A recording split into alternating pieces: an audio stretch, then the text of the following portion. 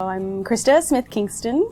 I live in Montreal, in Quebec, and I'm the coordinator of a youth community development initiative called Innovation Youth. So we do youth education and empowerment through food security, urban agriculture, and French language literacy.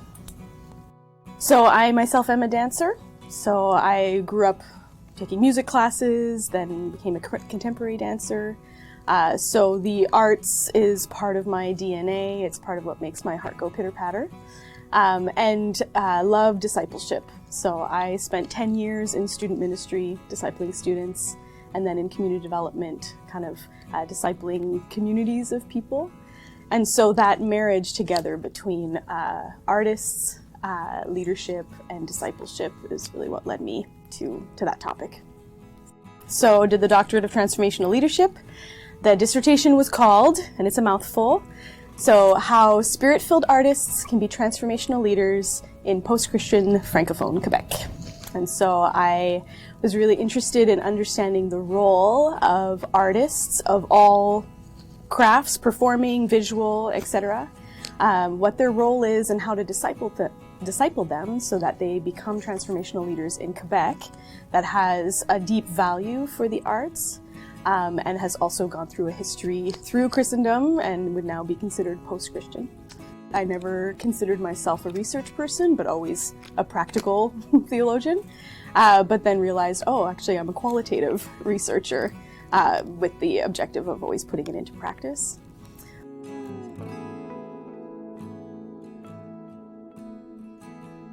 When I was, I think, 22 years old, I was sitting in Ray Baki's home.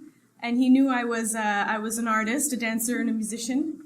And he pitched the idea of going to BGU to do a master's in global urban leadership when I landed on my dissertation project 10 years later and studied the role of spirit-filled artists in transformational leadership in post-Christian Francophone Quebec.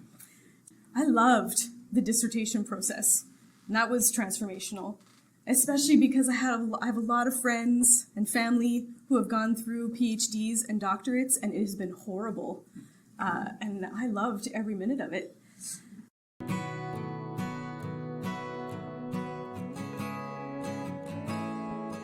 The value of centering artists in the conversation. It's a group that's often on the margins of the church and the margins of society.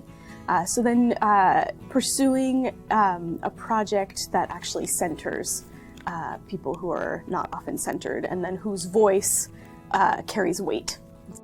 Been invited into certain conversations, been invited around certain tables, metaphorical tables.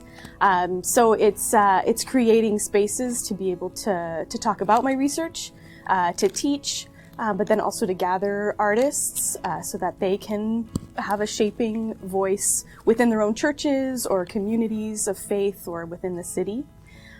I would love to see artists, pun fully intended, take center stage in the church.